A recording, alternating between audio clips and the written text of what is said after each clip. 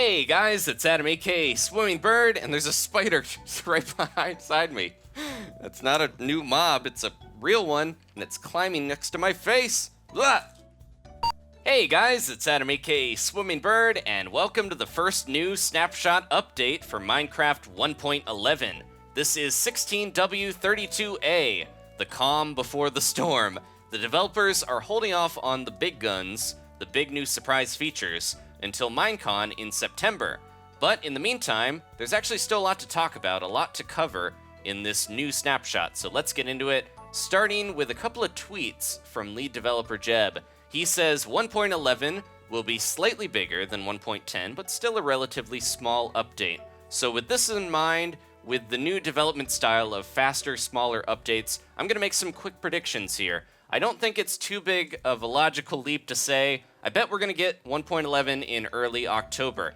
Now, unless the developers want to reveal all these new features the 24th and 25th of September and then just say, hey, it's out now, you can play it, then we'll probably have to wait at least a little bit. They most likely want to be in the same country as their offices when they put out a big update, but 1.10 just came out of nowhere and they were like, it's ready, play it now. So there we go. And I'm hoping with the time of year that it is going to be here soon, that maybe we'll get a few Halloween-related features like in updates previous. Even if it's something small, like a tweak or a new addition to bats or witches, that would be really cool.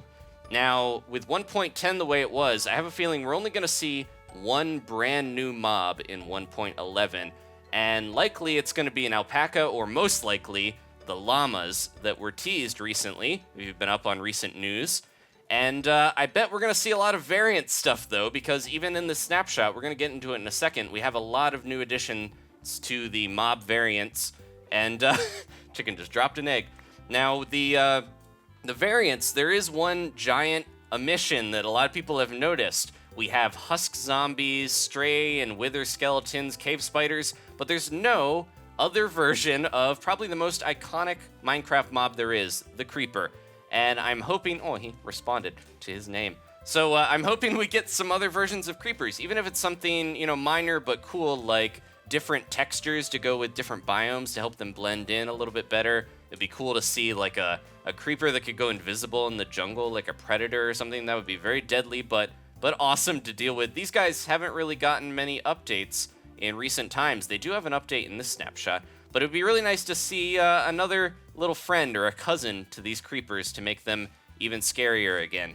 So the other tweet I wanted to mention, there's a new team member for PC and Java Edition. It's Lady Agnes.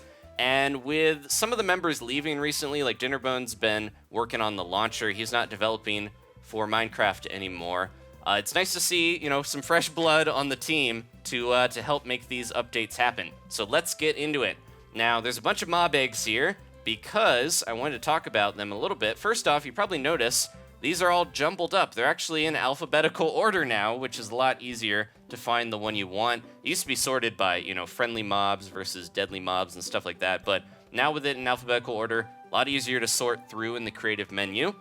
We also have the 8 mob eggs that were removed in 1.10 pre-release 2. They're back again and they work. They're even better. So we have the wither skeleton, the donkey, mule, skeleton horse, zombie horse, elder guardian, stray, and husk. But there's also a new one here, the zombie villager.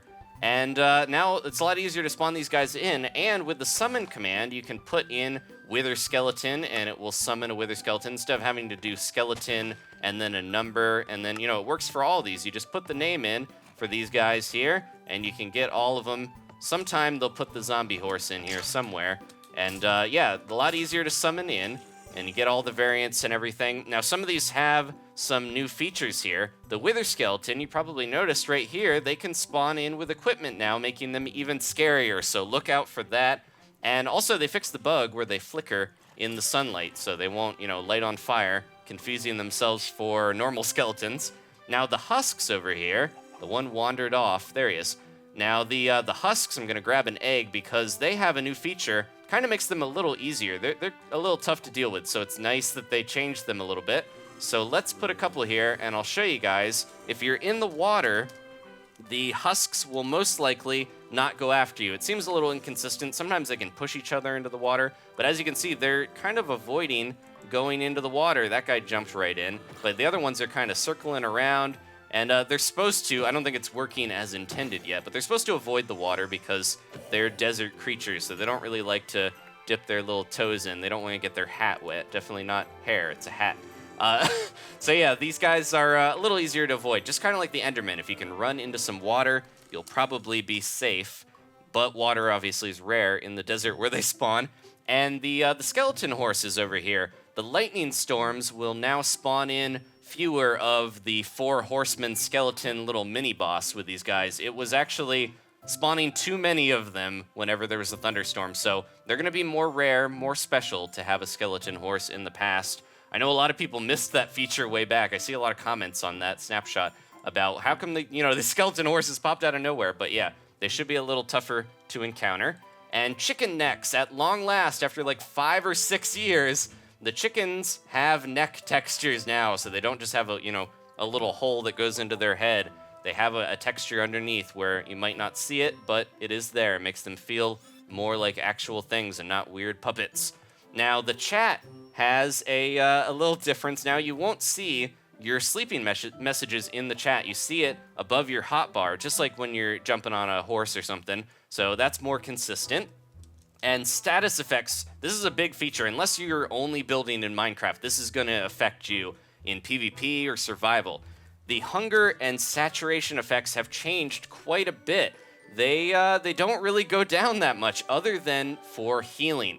So this is a bit of a double-edged sword. Jeb kind of commented on this. He said he significantly decreased hunger rate of decline for all actions except for healing.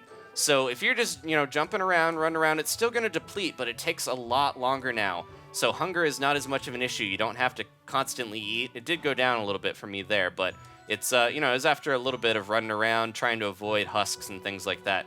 So yeah, it's not as much of a concern, except for when you want to heal. So if you get into a situation where you need to heal, the hunger rate is still going to go down pretty quickly.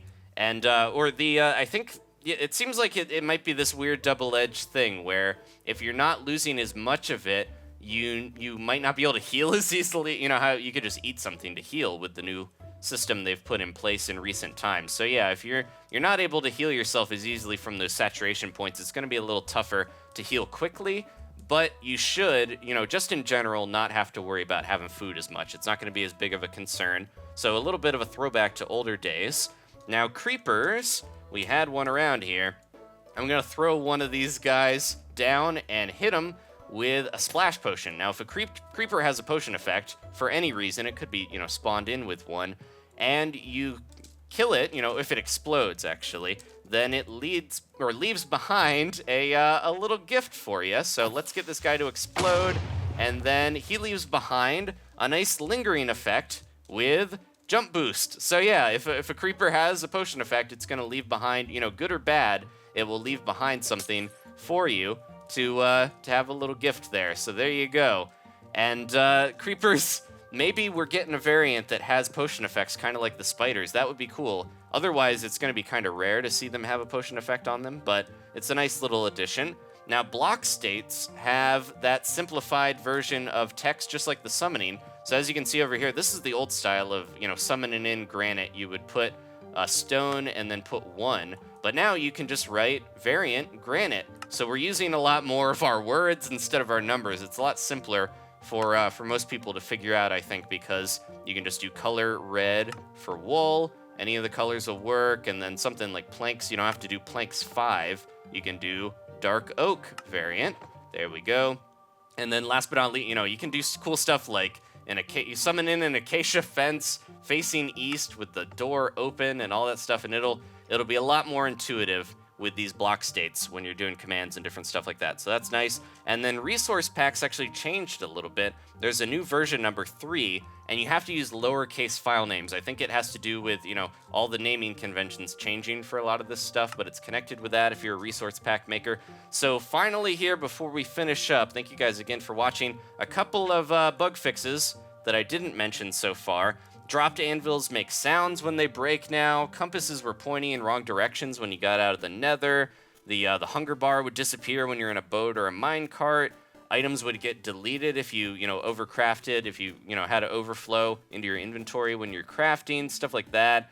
A lot of the new end blocks will show up on maps now. The Dragon's Breath and Lingering Potions will show up on minimal particle effects now, so that's good. They weren't invisible anymore in 1.11. They did mess with the spawning of the lightning horses. They won't pop up even on peaceful now, and mob spawning being false. They're not going to be around now to scare you when you think that you're safe. Armor stands, silverfish, and endermites were spinning rapidly in boats. A lot of funny bug fixes, but good, useful stuff. And the instant health and damage potion arrows, they actually will do that now. They'll work, so that's good. Snow golems, if you saw one of the snapshots, I sheared a snow golem's pumpkin off of it, and then it came back when I teleported away or logged off. It was just back again, but they fixed that bug. And last but not least, passenger entities would dismount client side when you re-rendered an area, so that's great for maps and things like that. If you have passengers or things riding other things, there you go. Thank you guys so much for watching. We might get some more snapshots before Minecon, but it's mostly going to be bug fixes and minor things. We got some big features on the way for sure in just a month or so here. So thank you again for watching. Please leave a like if you enjoyed this. If you want to follow me on Twitter, it's at SwimmingBird941. Great place to talk to me there if I don't get to your comment. And if you want to subscribe, of course, I appreciate it. I'll see you guys next time for some more Minecraft. Goodbye.